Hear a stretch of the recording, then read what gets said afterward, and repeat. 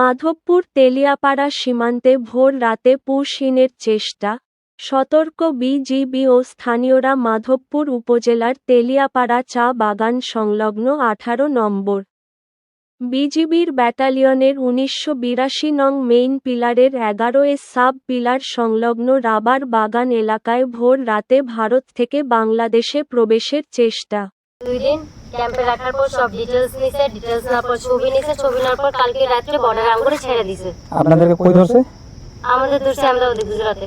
গুজরাটে। ওখান থেকে আপনারা এখানে কেমনে আসলেন? ওইখান থেকে ফ্লাইটে পাঠাইছে, ফ্লাইটে থেকে পরে ক্যাম্পে রাখছে।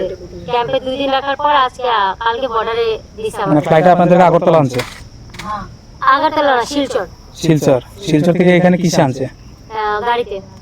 কি গাড়িতে? বাসে নাকি ওদের বাসে? ওনাদের বাসে না? আসামিদের বাস। আচ্ছা, আপনাদেরকে টোটাল কতজন আনছে? টোটাল 9 জন। 9 জন না? আচ্ছা, ঠিক আছে। আপনাদের কয়টা রাতে পার করছে? রাত্রে 12টা বাজে। আর কত নাম্বার গেটে? Gate number 4। আচ্ছা, ঠিক আছে। গেট নাম্বারটা তো আপনারা দেখছেন? ঠিক আছে, ওকে।